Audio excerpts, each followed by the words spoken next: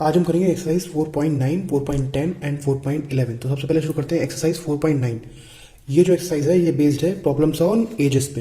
Edges की problem आएंगी, तो इसमें पहला इंपॉर्टेंट क्वेश्चन है, क्वेश्चन नंबर 6, सीबीएसई 2010 में आया हुआ क्वेश्चन है ये। क्वेश्चन कह रहा है a girl is twice as old as her sister 4 year hence the product of their ages is 160, find the present ages. तो सबसे पहले हम गर्ल की प्रेजेंट एज मान लेते हैं। Let the present age of girl equals to x years। Question में given है girl is twice as old as her sister. अच्छा, तो इन्होंने बोला है कि सिस्टर की एज जो है वो, सॉरी, गर्ल्स की एज जो है सिस्टर की एज की ट्वाइस है, मतलब दुगनी है। तो हमें यहाँ सिस्टर की एज माननी पड़ेगी क्योंकि सिस्टर की एज जो है वो दुगनी है। तो let the present age of sister be x years. तो गर्ल की कितनी हो जाएगी? Twice age age of girl, तो 2x ईयर्स हो जाएगी। बाद में क्वेश्चन में कह रहा है कि 4 ईयर हैंस, 4 साल बाद, after 4 years, after 4 years, after 4 years girl की एज कितनी हो जाएगी? अभी है 2x, after 4 year 2x plus 4। और सिस्टर की एज कितनी हो जाएगी? अभी है x और आफ्टर 4 ईयर 4x प्लस 4। इन्होंने बोला है after 4 year, according to the question, after 4 year the product of their ages will become 160। तो product of their ages 2x plus 4 and x plus 4 will become 160। ठीक है, तो इसको solve कर लेंगे। ये आएगा 2x square plus 8x plus 4x plus 16 equals to 160। ये सॉल्व करेंगे, आएगा 2x square plus 12x plus 16 equals to 160। इसमें से 2 कॉमन आ जाएगा, x square plus 6x plus 8 equals to 160। X square plus 6x plus 8 equals to 160 divide by 2, ये हो जाएगा 80। फिर हम करेंगे तो x square plus 6x plus 8 minus 80 equals to 0, ये हो जाएगा x square plus 6x minus 72 equals to 0। इसको सॉल्व करेंगे तो 72 के ऐसे पेयर करने हैं जिसको घटाने पे 6 आए, तो क्या हो सकते हैं ऐसे pair? 12 6 72, 12 minus 6x minus 72 equals to 0। X square plus 12x minus 6x minus 72 equals to 0। X common ले लेंगे, आएगा x प्लस 12। यहाँ से माइनस 6 कॉमन ले लेंगे, आ जाएगा x प्लस 12 इक्वल्स टू 0। दो पेयर आ जाएंगे, x plus 12 and x minus 6 equals to 0। एक बार 12 को 0 रखेंगे तो आएगा x equals to minus 12। Age कभी माइनस में हो नहीं सकती, इसलिए ये इनवैलिड हो जाएगा। हम कंसिडर करेंगे x इक्वल्स टू 6। तो यहाँ पर गर्ल की एज आ गई एक्स ईयर्स, यानी 2x ईयर, 2x ईयर हमने मानी थी। तो गर्ल की एज हो गई 2 into 6, 12 years answer. And sister की एज हो जाएगी x ईयर्स, इसका मतलब 6 ईयर्स, ये हो जाएगा आंसर। दूसरा इंपॉर्टेंट क्वेश्चन है क्वेश्चन नंबर 7। क्वेश्चन नंबर 7 ये बोल रहा है the sum of reciprocals of Rahman age 3 years ago and 5 years from now is 1/3, find his present age. तो सबसे पहले हम रहमान की प्रेजेंट एज मान लेते हैं। Let Rahman's present age equals to x years. 5 years from now, 5 years from now मतलब आज से 5 साल बाद उसकी एज कितनी हो जाएगी? 5 ईयर्स हेंस एज कितनी हो जाएगी? x प्लस 5 हो जाएगी। और 3 ईयर्स एगो, 3 ईयर्स एगो एज कितनी होगी? x माइनस 3 होगी, क्योंकि 3 साल पहले उसकी एज x माइनस 3 होगी, क्योंकि आज x है। और अगर आज x है तो 5 साल बाद x प्लस 5 हो जाएगी।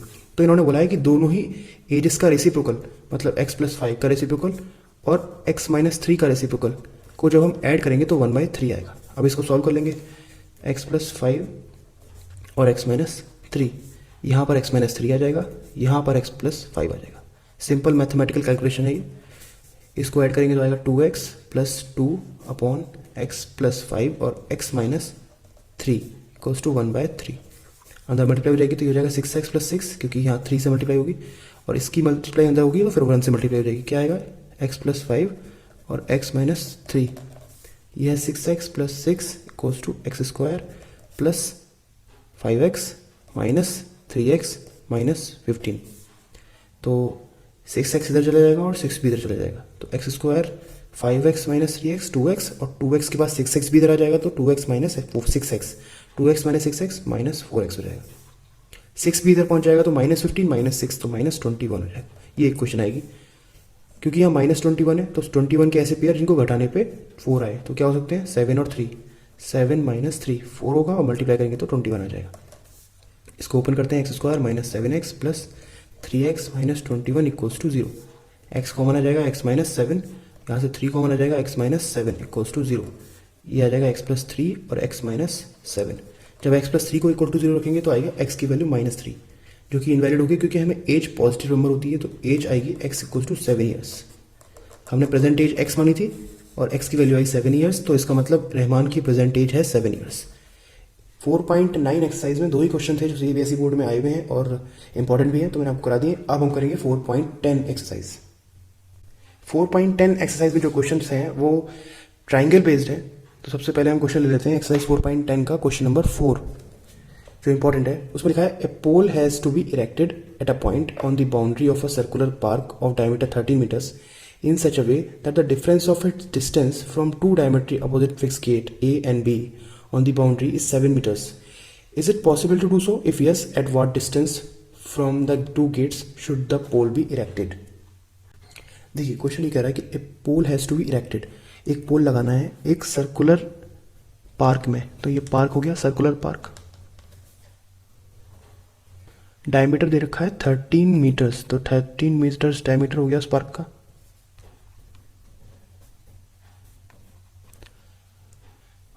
और इस तरह से लगाना है कि the difference its distance from two opposite gate. देखिए ये गेट नंबर ए है और ये गेट नंबर बी है क्योंकि क्वेश्चन में लिखा हुआ है कि जो गेट्स हैं वो डायमीट्रिकली अपोजिट हैं, मतलब जो डायमीटर के अपोजिट साइड से उसमें गेट्स हैं। गेट ए हो गया, ये गेट बी हो गया।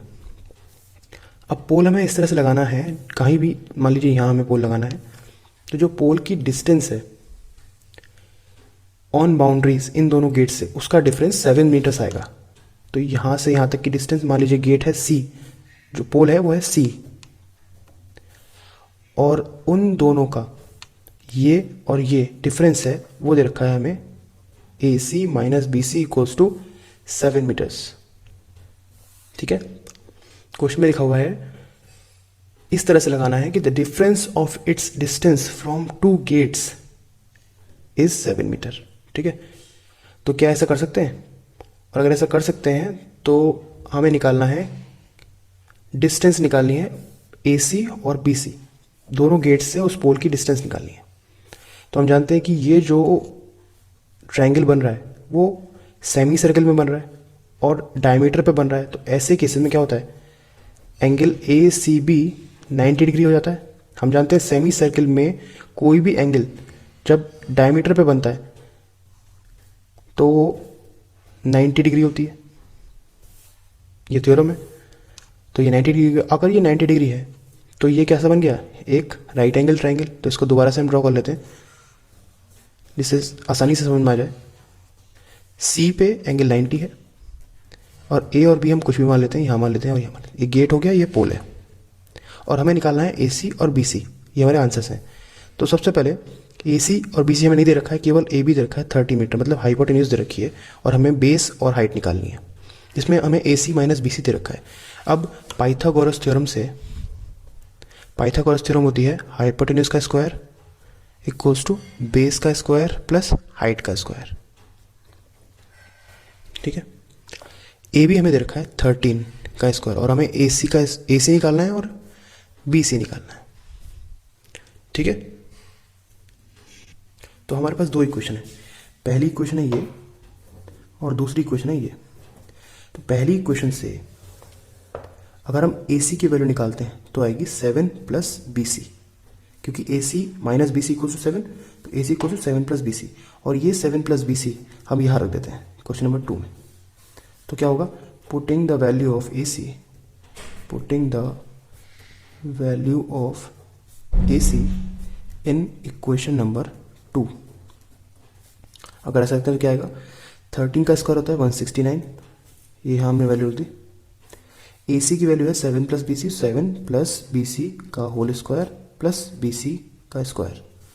ये हो जाएगा 169, बी सी को हम मान लेते हैं x, let B C equals to x, तो ये हो जाएगा 7 प्लस एक्स का whole square plus x square, 169 equals to 7 का square plus x square plus 2ab, यानी 49 plus x square plus 14x, और एक्स स्क्वायर ये है यहाँ उतार लेते हैं, 169, ये 49 इधर चला जाएगा, minus 49 equals to 2x square plus 14x, ये हो जाएगा आपका 120 equals to 2x square plus 14x, 120 यहाँ से 2 कॉमन ले लेंगे तो आएगा एक्स स्क्वायर प्लस 7x, और ये हो जाएगा 60 equals to x square plus 7x। 60 कैसे हो गया, ये 120 है, ये 2 है, 2 अपॉन में आ गया 60 हो गया। अब x square plus 7x minus 60 equals to 0। जब इस इक्वेशन को सॉल्व करेंगे तो क्या आता है कि 60 के फैक्टर करने हैं जिसको घटाने पे 7 है, तो 60 के ऐसे फैक्टर क्या हो सकते हैं, 5 इंटू 3 इंटू 2 इंटू 2, ये हो गए 60 के फैक्टर्स। अगर ये 12 है और ये 5 है, 12 minus 5 is 7, 12 minus 5 x minus 60 equals to 0, x square plus 12x minus 5x minus 60 equals to 0, x common लेंगे आएगा x प्लस 12 माइनस 5 कॉमन लेंगे आएगा x plus 12 equals to 0, x plus 12 common लेंगे तो आएगा x माइनस 5 इक्वल्स टू 0। तो यहाँ जो x प्लस 12 को 0 रखेंगे तो x की वैल्यू आ जाएगी माइनस में, जो कि हमें कंसिडर नहीं करनी है। क्यों नहीं करनी है, क्योंकि लेंथ जो है वो पॉजिटिव में होगी। जब हम x माइनस 5 को 0 रखेंगे तो x की वैल्यू आ जाएगी 5, ठीक है। तो x इक्वल्स टू आ गया 5 हमारा, और x हमने क्या माना था, BC को x माना, तो BC की वैल्यू आ गई है 5 सेंटीमीटर, 5 मीटर। और हमसे क्या पूछा है, BC और AC निकालना है, डिस्टेंस निकालनी है पोल की गेट से। तो डिस्टेंस पोल की B गेट से आ गई है 5 मीटर, और अब हमें A गेट से निकालनी है। तो कैसे निकलेगी, हमें पता है AC की वैल्यू क्या है, AC की वैल्यू है 7 प्लस BC, तो 7 प्लस BC, BC है 5, तो 12 मीटर। तो यहाँ से डिस्टेंस आ गई 12 मीटर और यहाँ से डिस्टेंस आ गई है 5 मीटर। तो आंसर होंगे 5 एंड 12। इस एक्सरसाइज में इतनी थे इंपॉर्टेंट क्वेश्चन। अब हम करेंगे एक्सरसाइज 4.11। 4.11 में जो मोस्ट इंपॉर्टेंट क्वेश्चन है वो है क्वेश्चन नंबर 7। क्वेश्चन नंबर 7 कह रहा है कि sum of the areas of 2 squares is 640 metre square, if the difference of their perimeter is 64 metre, find the sides of the 2 squares. ठीक है, तो एक पहला स्क्वायर है और एक दूसरा स्क्वायर है, ठीक है। दोनों के एरियाज का जो सम है वो है 640 मीटर स्क्वायर, और उनके पेरीमीटर का जो डिफरेंस है, मान लीजिए कि इसका जो साइड है वो सारी साइड ए है, स्क्वायर की सारी साइड इक्वल होती है, और ये एक ऐसा स्क्वायर है जिसकी सारी साइड बी है। Let the sides of first square is A and the second square is B. तो एरिया क्या हो जाएगा, एरिया, इसका एरिया हो जाएगा ए स्क्वायर और इसका एरिया हो जाएगा बी स्क्वायर। दोनों के एरिया का इक्वल है 640 मीटर स्क्वायर, तो A square plus B square equal to हो जाएगा 640। ये हो गई फर्स्ट इक्वेशन, ठीक है। सेकेंड इक्वेशन क्या होगी, इन दोनों का पेरीमीटर, इसका पेरीमीटर कितना हो जाएगा, पेरीमीटर कितना होता है स्क्वायर का, 4 इंटू साइड, तो 4a, एंड पेरीमीटर इसका हो जाएगा 4b। पेरीमीटर का जो एडिशन है, सॉरी पेरीमीटर का जो डिफरेंस है वो क्वेश्चन में गिवन है 64, तो 4a माइनस 4b इज 64। यहाँ से अगर हम 4 कॉमन लें तो आएगा a minus B equals to 64, और a माइनस बी की वैल्यू आ जाएगी 64/4। इसको सॉल्व करने पे ये आएगा 16। अब यहाँ से अगर हम किसी भी a की या b की वैल्यू निकाल के इक्वेशन नंबर a में लगा देते हैं तो हमारा एक वैल्यू आ जाएगी, और उससे बाद में हम दूसरी वैल्यू निकाल सकते हैं। तो यहाँ से हम a निकाल लेते हैं, a आएगा 16 प्लस b।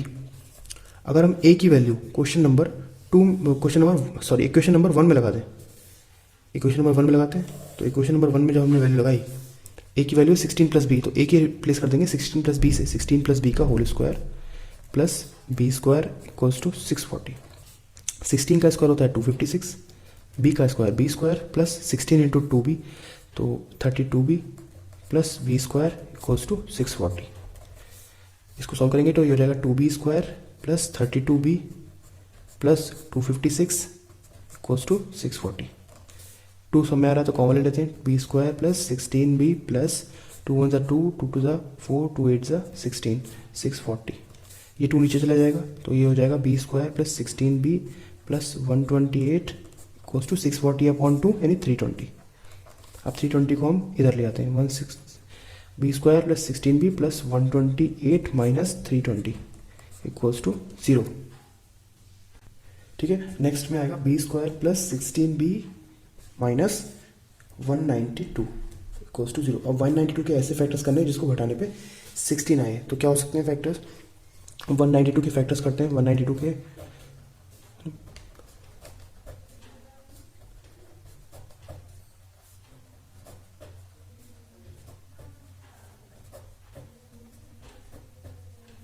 ठीक है, तो अब 16 लाना है हमें घटाने पे। देखिए 3 to the 6 to the 12 और to the 4 24 और ये हो गया 2 to the 4 to the 8, तो 24 माइनस 8 इज 16 और 24 into 8 इज 192, तो 24 minus 8 b minus 192 equals to 0।